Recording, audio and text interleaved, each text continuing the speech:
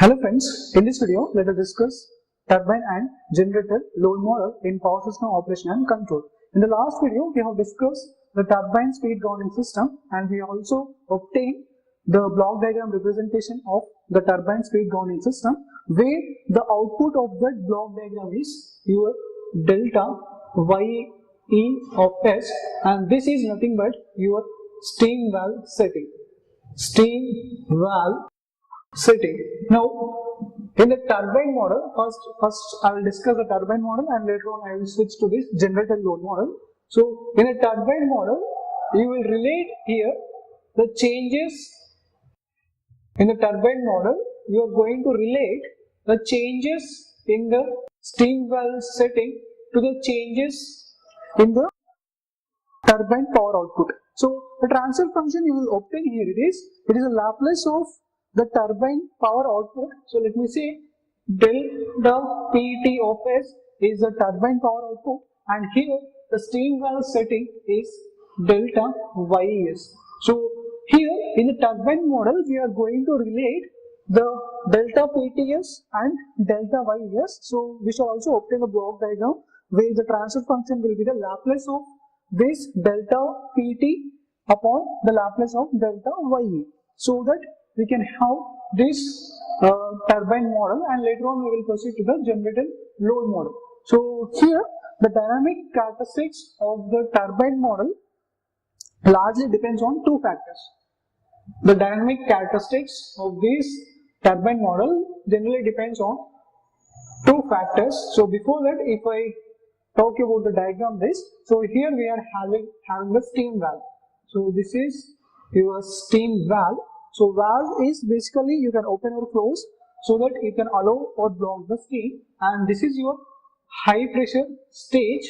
So basically the turbine model employs two stages, one is high pressure stage and the other one is the low pressure stage. So in the power plants you can also see intermediate stages and this is a reheater. So it is basically a two-stage turbine with a reheater unit. So the purpose of reheater is basically you allow the superheated steam from this steam valve setting and whatever the exhausted steam, you guide that exhausted steam through this reheater. Reheater is basically it is a boiler and you want to heat the exhausted steam from this high pressure stage and this reheater, the high temperature of this boiler or reheating unit ensures the efficiency and power output of a power plant. So it improves the efficiency and power output of a power plant. That is this reheater. So it basically does is what it does is generally it just boils the exhausted steam to such high temperatures so that you can have the improved power output and efficiency of a power plant, and now this steam is fed to the low pressure stage. Now the two factors which are guiding here, that is the dynamic characteristics of this turbine model is dependent on the two factors. One factor is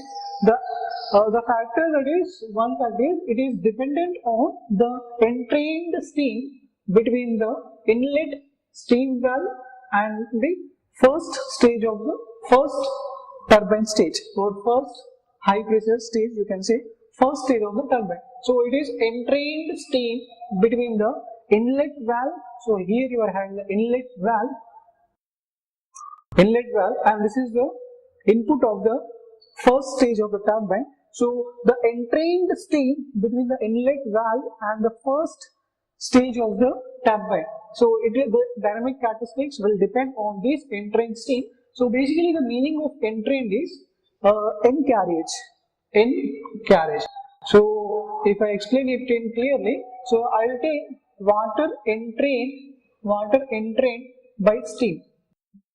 That means this steam is carrying the water. So this is entrain is end carriage. So you carry someone. Suppose if you are carrying a bag behind you, then the bag is entrained by you. So entrain is nothing but end carriage. You co-join with that quantity. So water is carried by steam here. So your steam carries the water. So generally here it is, we are saying the superheated steam, that means it is a saturated steam with the 100% moisture content. So the moisture is 100%. So that we say saturated steam or superheated steam, and this superheated steam is passed to the high pressure stage, and the exhausted steam is guided to a reheater. The reheater is basically a boiler which boils this exhausted steam to a high temperature, and this again steam is guided to low pressure stage. So basically this is the high pressure stage. Now when the steam passes from here, so as the pressure decreases, the temperature also decreases. That is why we are using the reheater.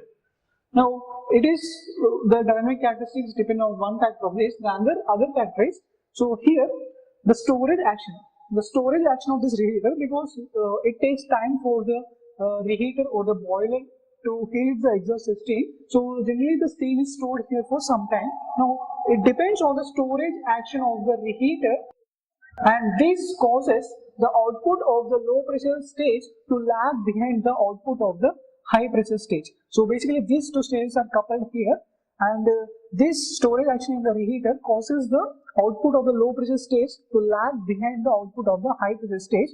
So that means this is operating at some certain time constant tau1, and this will be having some certain time constant tau2. So that means the turbine transfer function heat is characterized by two time constants, but for ease of analysis, we assume that here the turbine model to be of a single equivalent time constant. So I am assuming it to be a single equivalent time constant, and if I draw the block diagram for this, so basically you are having the input, that is delta YA of S, and the block diagram it will be KT upon 1 plus S into TT. This will be delta PT of S. So here KT is the turbine gain and TT is the turbine time constant, and if you see the time constant generally, we have studied the speed governor, so your TSG will be less than TTT, it will be much less than TPS, that is power system or the generator load model we will study next. So generally this will be in the range of 0.4 second, this is 0.5 second, and this is some 20 seconds. So these are the time constants. We shall speak about all this later on. This is about the turbine model. Now let me proceed to the generator load model. So here we are all studying these topics under the load frequency control in case of single area. So we have considered a control area which consists of coherent group of generators. That means those generators will speed up and slow down, maintaining their relative power angles at the same time. So such group of generators are the coherent generators, and they are in a closely knit electric area so that we can maintain the scheduled frequency. So here we are considering the mathematical model of an isolated generator which is supplying a local load, but it is not supplying any load in other control area via tie line. So remember this point, here we are talking about the isolated generator which is supplying a local load. So let me introduce a few terms here. One is the delta PD. Delta PD is nothing but the real load change. It is real load change, and delta PG is due to the turbine controllers, the generator increases its output by an amount delta PG. So you can say it as the incremental turbine output or incremental generator output neglecting the generator losses. So this delta PG will be equal to delta PT. So this delta PD you can also call it as load increment or increment in load, and the net surplus power, it will be delta PG minus delta PD. So this is net surplus power, or you can call it as the increment in power input, that is the increment in power input to the generator load system. So it is increment in power input to the generator load system. So if delta PG, so whatever the load increases, if the generation also increases by the same amount, then there will be no surplus power. So your surplus power will be 0 when delta PG is equal to delta PD. So as the load changes, you have to change your generation output. Now when they will be equal, there will be zero surplus power. Now when the load is increased by some 2 megawatt, let me say 2 kilowatt, and this generation is increased by some 3 units of generation, and I will say 2 units of load. So you have increased 2 units of load, but the generation increased by 3 units. Now there will be excess power of 1 unit. So now what will you do with this 1 unit? So we are discussing what this 1 unit can be done in this generator load model. So this net surplus of power is absorbed by the system in 2 ways. So the net surplus power can be accounted for in 2 ways, or you can say absorbed by the system in 2 ways. So one is by increasing kinetic energy of the rotor generator. So by increasing kinetic energy of your rotor generator by the rate dWke by dt. So you are increasing the kinetic energy of the rotor, that is of the rotor generator, or you can say the generator's rotor. You can simply say by increasing the kinetic energy of the generator's rotor by a rate given by dWke by dt. So this is, I am indicating here 0, that is Wke naught, because at scheduled frequency, that is f naught. So this is at scheduled frequency, and the other one is by increasing in the load consumption.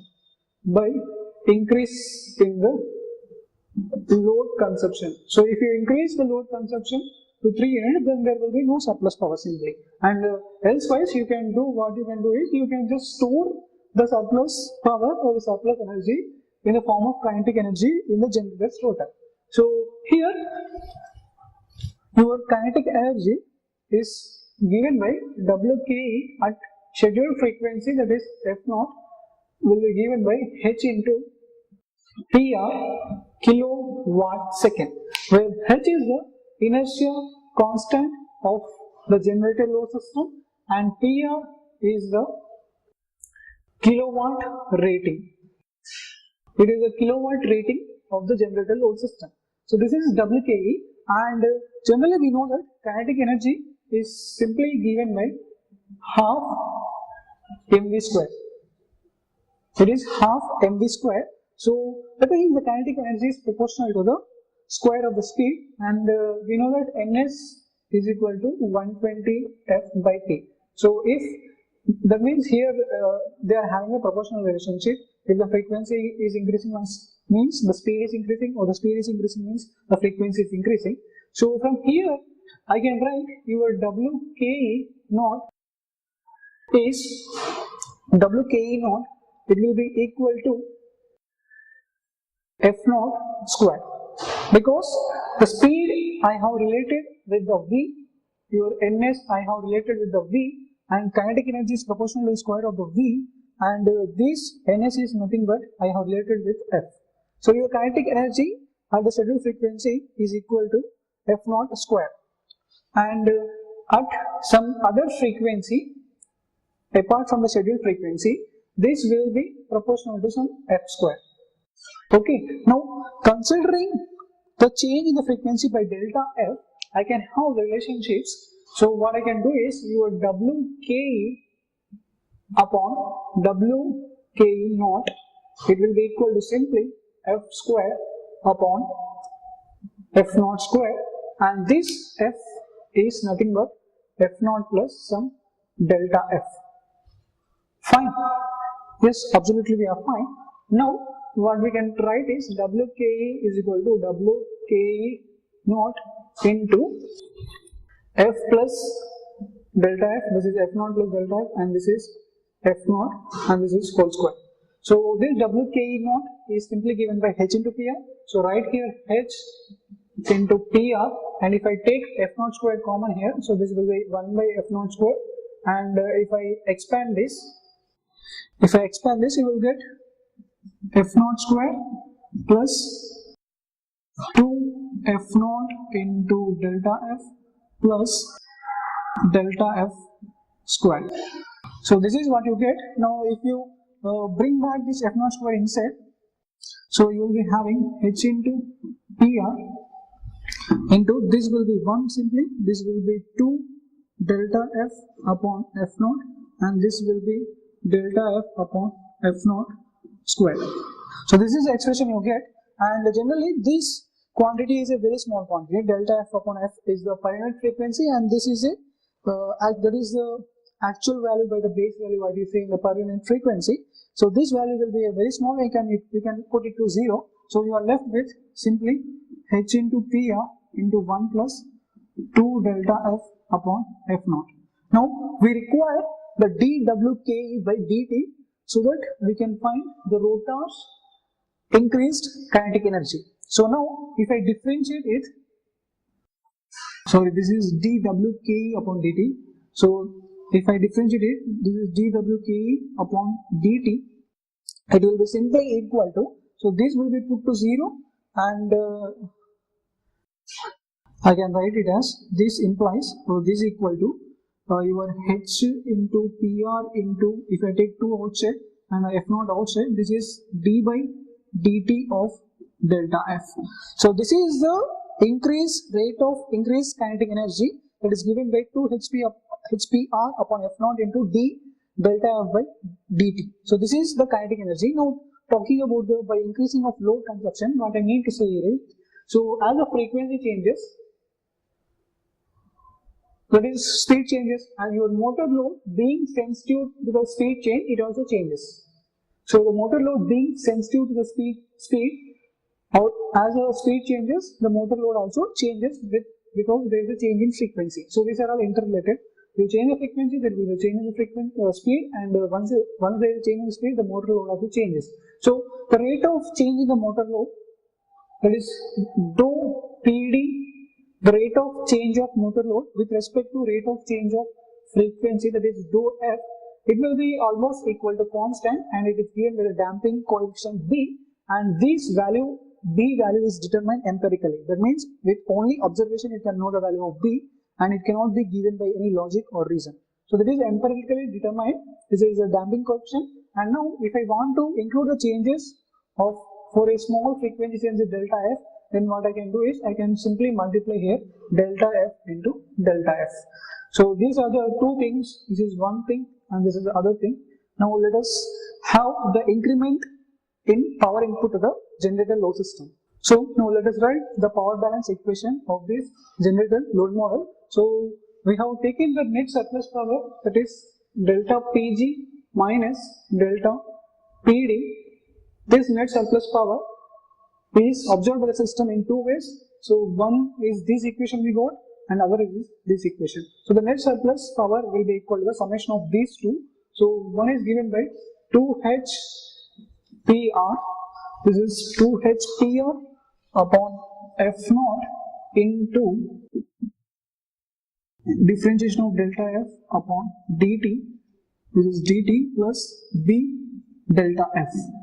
Now if I divide these equations with PR on both sides, PR is the kilowatt rating of the turbo generator, and H is the inertial constant of your turbo generator. So PR, you remember, it is in kilowatt.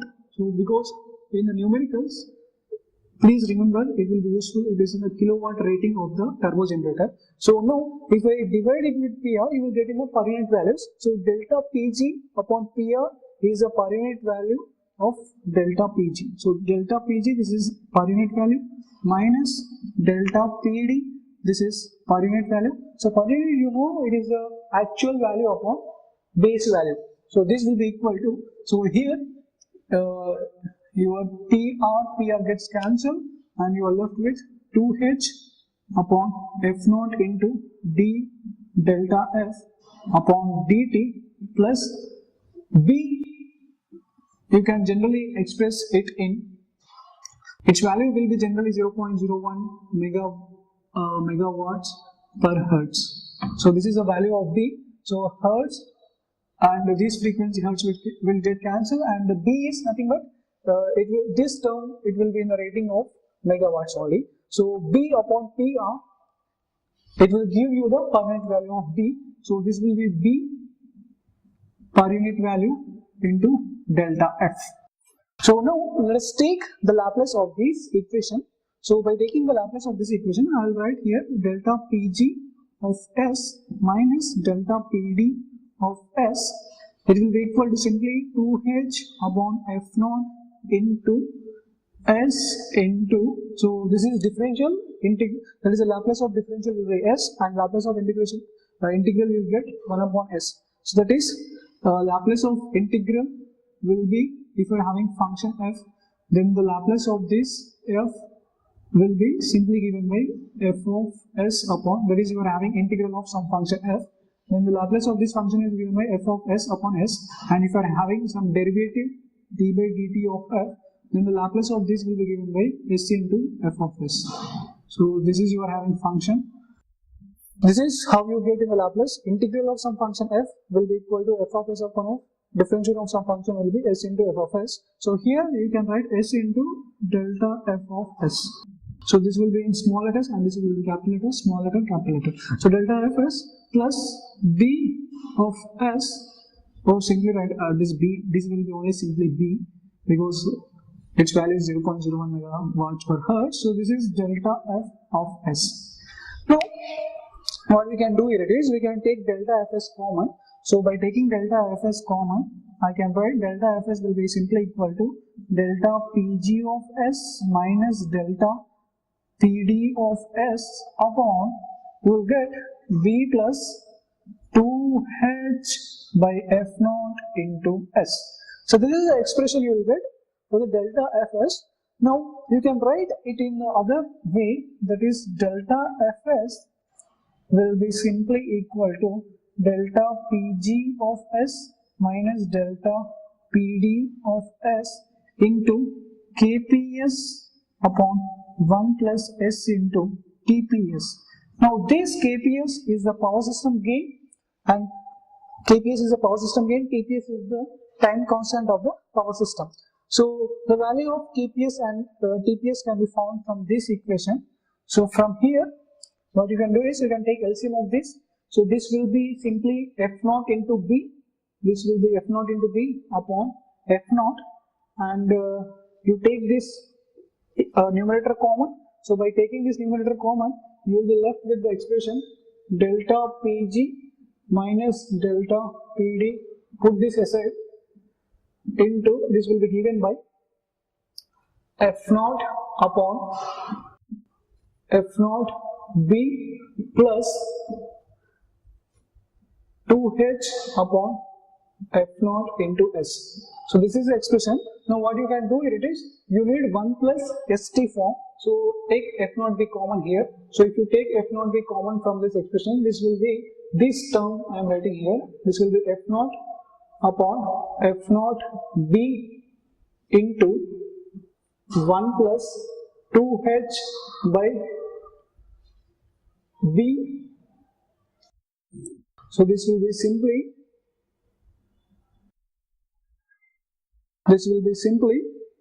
sorry, here we don't get f0.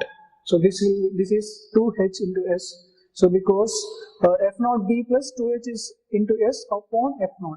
So this is the numerator. The numerator is f0 b plus 2h into s. So this is the term you get. So by taking f0 b common, you will get b into f0 into s. So from here, f0 get cancelled, and your kps will be given by 1 upon b, and your tps will be given by, it will be given by 2h upon b f0. So this is the value of power system gain and the power system time constant. And if you see the block diagram, so the block diagram will be very simple. So we are having the delta Pg minus delta Pds, so there will be a summer. So basically what you're doing here is, if I bring this term here, it will be the denominator, and the transfer function will be the Laplace of output upon the Laplace of input. So the input is this, and the output is delta fs, and the block will be kps into 1, kps upon 1 plus s into tps. So there will be a summer here, and this will be, I'll indicate, this is delta Pg of s, this is plus, and there will be delta Pd of s, and this will be minus, So this you get to your having the block that is KPS, upon 1 plus S into TPS, and you are having the output as delta F of S. So this is the basic block diagram for this turbine, that is a generator load model. So under the load frequency control, now you can combine all these three blocks, that is the speed governing system block and the turbine block and the generator load model block, to get the complete transfer function of this load frequency control. So in our next video, I shall represent the complete transfer function of this load frequency control of an isolated power system. So this is all about the turbine and generator load model. I hope you understood well. Please subscribe to the channel. Thank you.